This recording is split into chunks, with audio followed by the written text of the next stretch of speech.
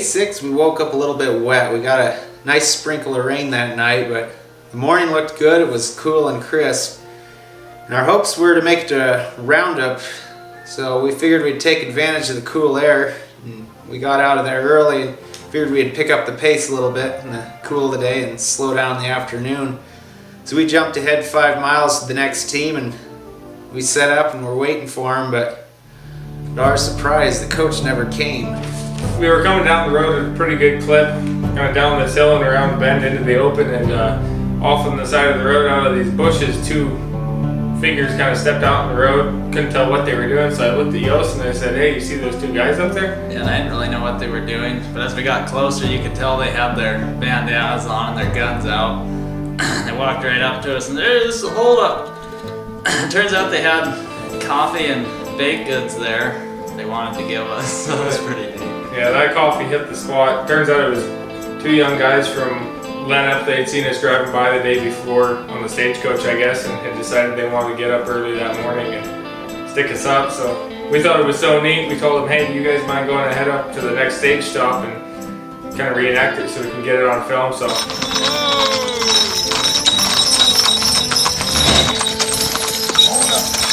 What is this? This is a holdup. One of our coffee cups back. Coffee cups. Put them in the back. They stopped us pretty early on in our run that morning, so we had a little time. So John and I came up with a little surprise of our own.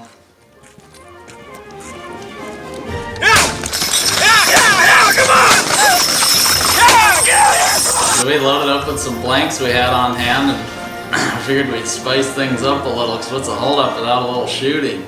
we actually found out after that they wanted to bring their own blanks to use on us, but their mom had convinced them not to because she was worried it would scare the horses, but they were pretty bummed out when they found out that our horses are pretty used to gunfire. So we thought eastern Montana would be a little more boring part of it, but not with that day. It was after the stage holdup, there was a hutterite farmer that came up to us and asked if we could give some of the kids at the colony a ride. So we made our way out there and there was a lot more kids than I was expecting. Yeah, I'm not really sure exactly how many there were there, but we gave multiple loads of kids rides around the colony there. And on the biggest load, I think we had over 24 kids packed on top, inside, and just all over the coach wherever you could fit them. And they were all having a blast. Hutterite colonies, I guess, used to do a lot with horses, but this particular one they didn't have any horse farming or anything like that going on. So the kids were pretty excited to see something like that, and we enjoyed giving them rides. So on one of the last loads of kids, some of the moms up there with them, and so one of the moms said, "Hey, come over, help get the children down." So I walked over there and I picked the kids up, set them on there. I figured out setting them on the ground, and I heard this lady from behind me say something. I turned around and this kind of an older hutterite lady, and she's pointing her finger at me. She says, "You can touch the little ones, but the big ones, don't touch them." I didn't know what to do. I just went, "Oh, okay," and kept loading off kids. But after a while, we needed to make some more ground, so we were getting Nancy to head out of there. Told them that we better get going, and they flagged us down and said, "Hey, okay, hang on, before you leave, we see you have a guitar and we want to hear you play." So I pulled out the guitar. I'm not a good guitar player, but played a little tune for him and told them, "Okay, we gotta go now. See you guys later." And they said, "Hang on." And we're like, "Okay, what is it this time?" And so they said, "The ladies have prepared a song for you," and we weren't really sure. A little taken aback by the song they chose.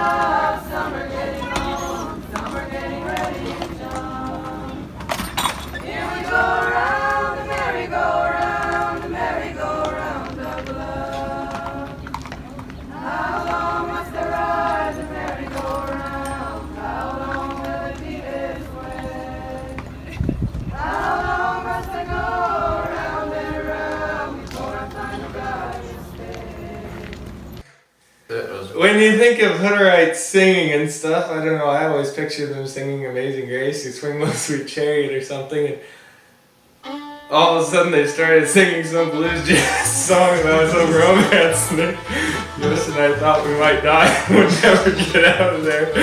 But it was sweet of them, but after that we told them, you know what, we're gonna have to hit the road, just give the bread rolls to Ellis, and took the horses and just ran off.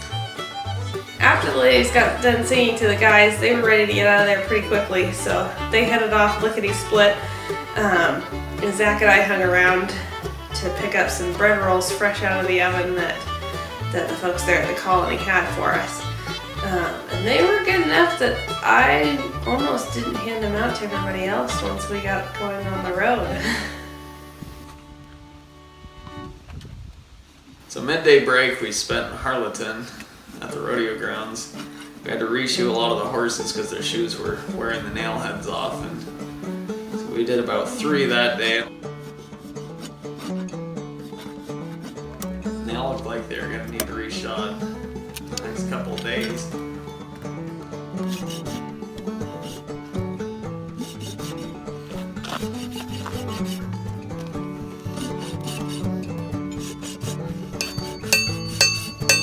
After shoeing, we went into town, got some ice cream and bought some more horseshoes. And we hooked up a 4-up team and headed out again through Harleton.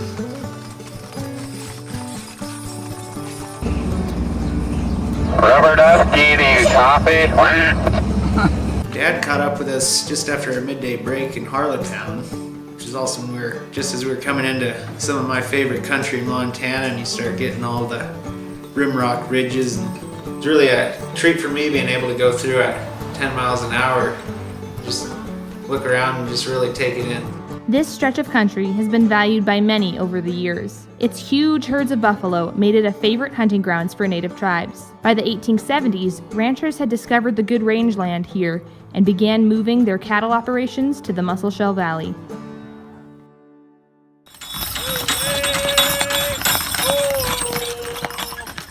Okay, so next up is our power wagon team.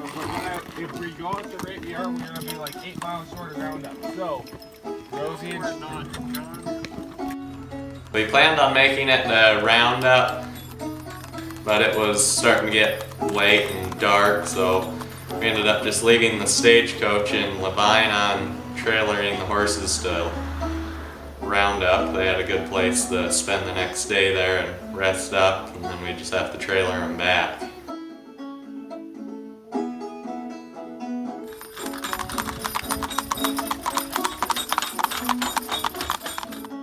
Day 6. Altogether, we traveled about 84 miles that day, and even though we didn't make our end goal of roundup that evening, the day was packed full of unique experiences. So it was about 11 by the time we got to the rodeo grounds. We had been trying to get a hold of them, but it was so late we couldn't get a hold of anybody. So we just hopped the fence. The gates were locked on that side we went in. So we just hopped the fence and went and looked things over and found a road coming in where they bring the stock trailers and whatever. So we brought everything around and put the horses in. The only pens we could find. It was dark, so we couldn't tell what the deal was with them, but we just hoped the horses would be there in the morning.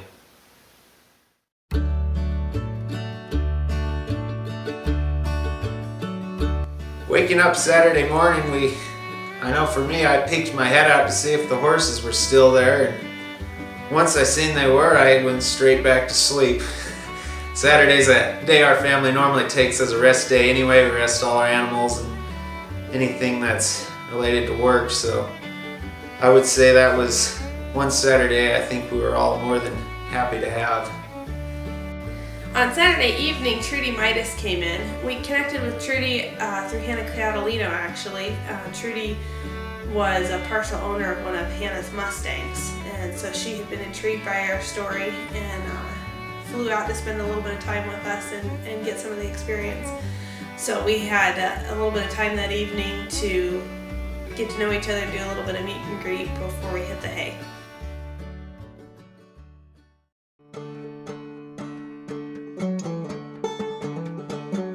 day 8, we trailered the horses back to where we left the stagecoach. We planned to be back to Roundup by light, and then from there we didn't really have any set place. We just gonna go as far as we could make it. When the guys made it back to Roundup with the stagecoach, we had a little bit of breakfast, and we had time to hang our Espana Silk sponsorship sign. Trudy was the founder and owner of Espana Silk grooming products. When she found out about our trip, she wanted to be a part of it, not only by coming along with us, but also by sponsoring us. We were pleased to be able to hang her banner for the rest of the trip. It was a lot of fun having Trudy along with us that morning. She rode along with just about every one of us stagecoach drivers, and she wanted to jump right in there and drive the horses with us. We really enjoyed having the company. She brought a lot of excitement into the trip.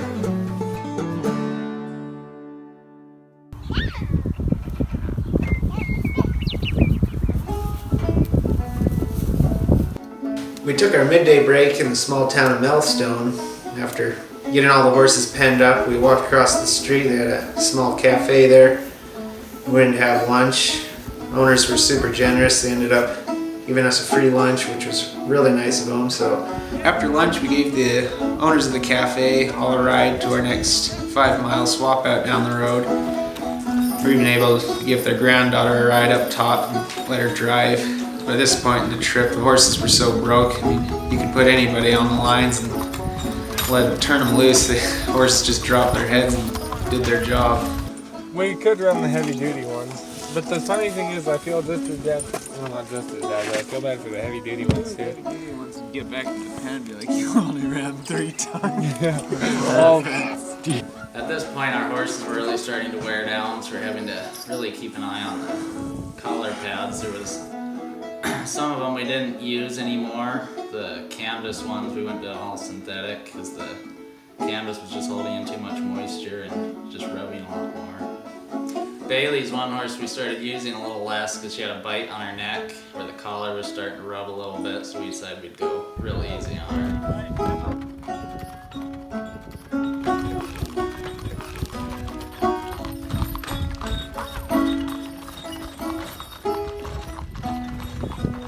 Believe it or not, hearing the hooves hit the pavement for that long, that many days in a row, did start to get a little old. So we started coming up with all sorts of things to keep ourselves entertained. Alright guys, this is day whatever it is. Here's a pack of gum on the side of the road. Here's an empty wrapper. Shy, what'd you just do?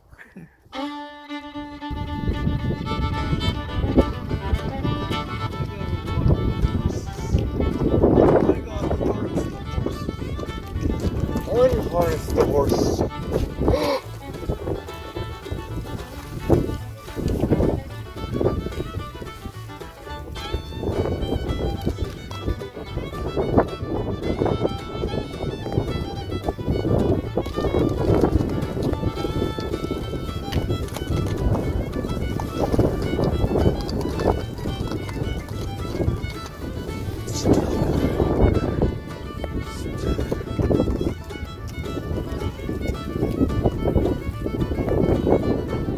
Another way we occupied ourselves was seeing how many seconds we could shave off each swap out.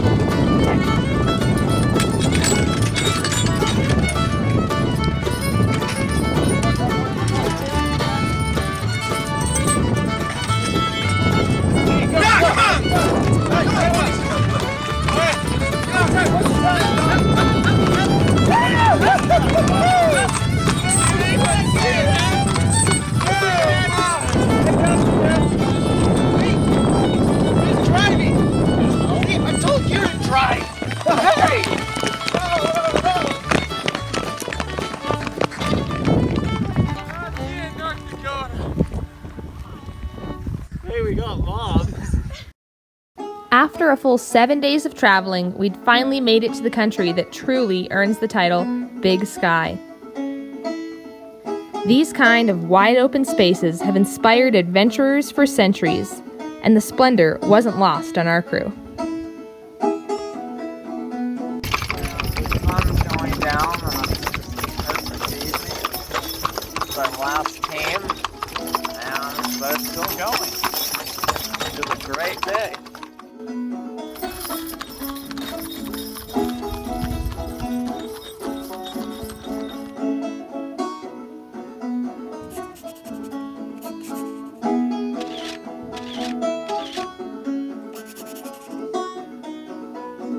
Day 8, we covered over 100 miles. Ended up being the most miles traveled in one day. We had a beautiful sunset behind us rolling in that evening. Just one of those times from the trip you just thought you really need to soak this in because it's not going to be something you see every day. I know it was for me anyway, so it was a wrap up to a